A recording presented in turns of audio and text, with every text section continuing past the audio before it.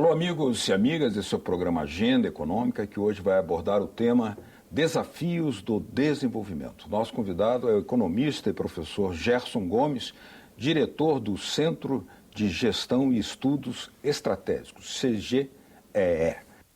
O Brasil já experimentou diferentes modelos de desenvolvimento. O modelo nacionalista de Getúlio Vargas, o nacional desenvolvimentista de JK e o do período conhecido como Milagre Brasileiro no regime militar, entre outros. Nos últimos 50 anos, o país mudou muito.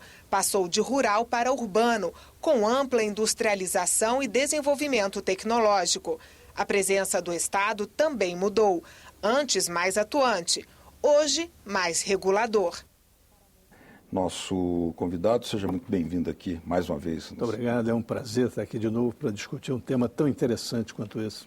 Professor, existe um debate que aparentemente é apenas conceitual, mas eu ousaria dizer que não é somente conceitual. São dois campos, são duas formulações, duas estratégias para conseguir um verdadeiro desenvolvimento. Na sua visão, qual é o modelo de desenvolvimento que países como o Brasil e países do nosso porte devem efetivamente perseguir? Olha, eu acho o seguinte, antes de responder essa pergunta, a gente tem que definir uma questão que é essencial. É uma questão, inclusive, que Celso Furtado já apontava em algum dos seus escritos, né?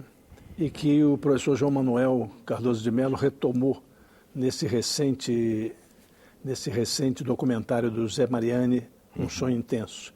Depois de uma ampla discussão sobre o percurso do debate econômico no Brasil, desde os anos 30 praticamente, ele diz, bom, a gente agora tem uma série de problemas, mas para enfrentar esses problemas nós temos que responder uma questão essencial. Qual é a sociedade que nós queremos construir no Brasil? Qual é o Brasil que nós queremos? Então esse é o ponto de partida, não é?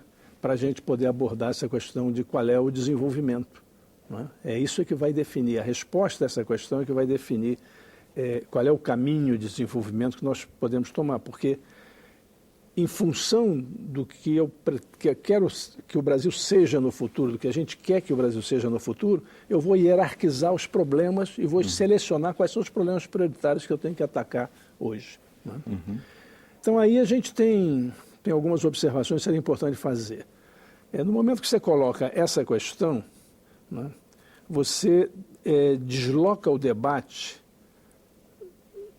no plano econômico da política econômica, que é a temática que tem dominado nos últimos anos e eu diria até nas últimas décadas o debate econômico, o pensamento econômico em geral. Né?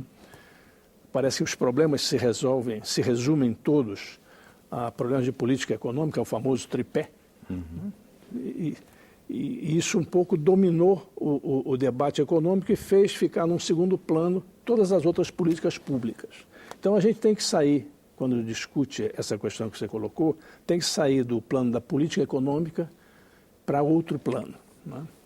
E tem que sair do econômico para outro plano também. Vocês não vamos discutir somente política econômica e somente economia. A gente tem que discutir outras coisas, porque o desenvolvimento ele envolve uma série de outros elementos, as relações sociais, as necessidades e demandas sociais, as aspirações individuais, etc., que têm que ser levados em conta nesse processo. A relação com o meio ambiente. A relação com o meio ambiente, não é? O aperfeiçoamento da democracia, por exemplo, não é? Então, a gente tem que eliminar esse monopólio temático da política econômica no debate sobre o desenvolvimento. Aí, isso me permite passar para uma outra questão, um outro aspecto que era o segundo que eu queria comentar, é o seguinte: na medida que você diz que vai sair também do plano estritamente econômico para outros planos, né, você se aproxima ao que é a essência do debate. Qual é a essência hoje do debate sobre desenvolvimento? No passado, você tinha paradigmas. Né? Você tinha um modelo liberal, né? Você tinha até algumas décadas atrás o socialismo real, e no meio dessas duas coisas você tinha um pouco a mistura dos dois, um pouco de economia planificada, um pouco de mercado, naquilo que se chamou o Estado do Bem-Estar Social, né? Que foi a fase de ouro do capitalismo nos 30 anos seguintes à pós-guerra. Que estaria agora em fase, talvez, até de demolição de alguns aspectos nos países capitalistas da Europa, por exemplo. Exatamente. E foi isso que aconteceu. Quer dizer, o modelo liberal deu nessa crise gigantesca, a maior dos últimos 84 anos, né, com 100 milhões de desempregados. Né. O modelo de economia centralmente planificada também não deu certo. E o modelo de Estado do Bem-Estar Social começou a ser desmontado na medida que esse modelo liberal foi se afirmando e ficou livre de qualquer amarra para o capitalismo poder operar livremente os mercados, inclusive os mercados internacionais. Então, você hoje não tem paradigmas. Você não tem paradigma. Você dizia, bom, esquerda, direita, é socialismo, é capitalismo. Agora, você, como é que vai discutir? Como é que você vai enfrentar um novo modelo? Eu acho que a questão central do debate sobre desenvolvimento hoje é a igualdade. Agora, tem um elemento aí que perpassa as últimas décadas. O Brasil foi reconhecidamente, no período de 1930 até quase 1980, responsável por um modelo de desenvolvimento que permitiu um grande crescimento, mas que também ampliou desigualdades. Brutalmente. Que concentrou renda de forma vertiginosa. Exatamente. E, evidentemente, esse desenvolvimento foi sustentado numa base criada lá na era Vargas, com fortes empresas estatais, bancos de desenvolvimento, como o BNDES, por exemplo, a Petrobras, porque a Petrobras não é só uma empresa de petróleo, ela é também uma alavanca que concentra e estimula o desenvolvimento de uma série de setores industriais. Esse modelo estaria ainda presente no debate econômico até hoje. Como é que isso se explica?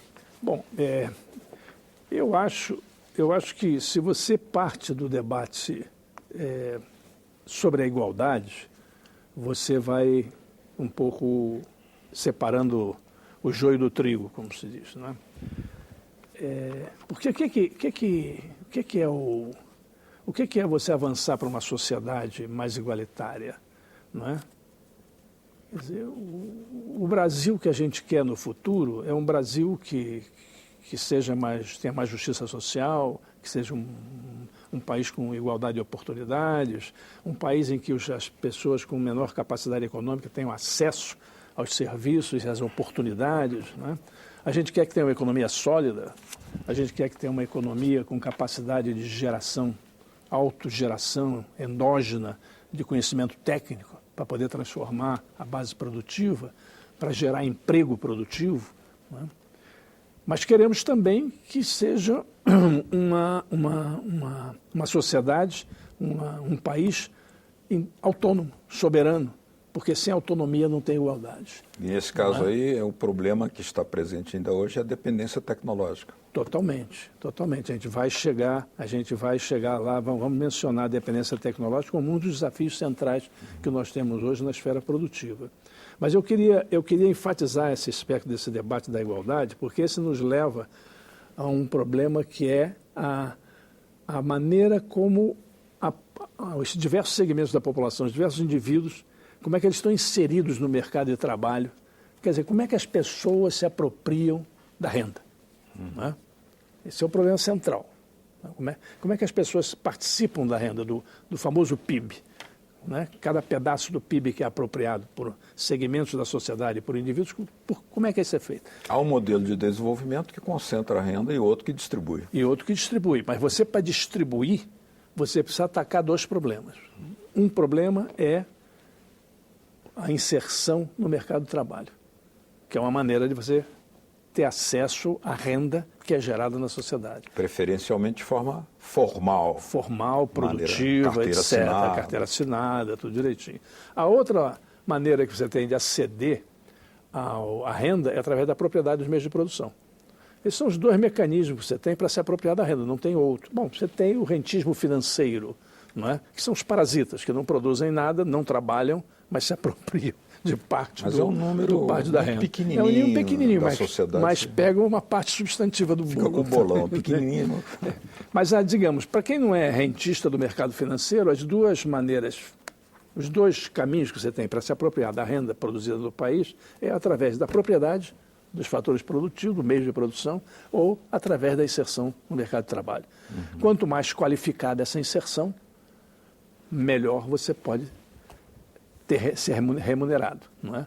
Se você tem propriedade no meio de produção, você tem uma série de problemas de eficiência na gestão disso, etc. Você pode ser remunerado também. Por que um país como o Brasil tem ampliado a formalização do trabalho, ao passo que países mais desenvolvidos têm demolido formas de inclusão pelo mercado de trabalho formal e precarizado o trabalho? Eu acho que isso aí é um problema das escolhas políticas, não é? Onde você precarizou o trabalho, não é? E vamos qualificar, a precarização do trabalho ela pode se dar por dois mecanismos, não é? Pela redução da remuneração, não é? Que foi um mecanismo usado nos Estados Unidos, por exemplo, que o Piketty assinala nos seus escritos recentes, ou pela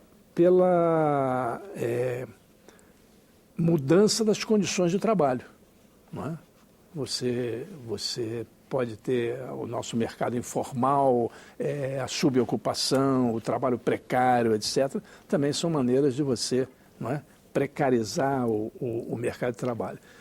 Isso acontece nas economias desenvolvidas quando você começa a adotar políticas de restrição, principalmente em ciclos de recessão, né? Quando você começa a adotar políticas de restrição fiscal, políticas de contração da economia que agravam ainda mais o processo recessivo. E quem paga o preço disso, com essas políticas ortodoxas que eles estão aplicando na Europa, são os trabalhadores, que vão perdendo direitos e perdendo empregos, que é o que está acontecendo lá. Aliás, sobre isso eu queria fazer um comentário, que é o seguinte: o único país de dimensões continentais, não é, que nos últimos anos aumentou o emprego, distribuiu renda, foi o Brasil.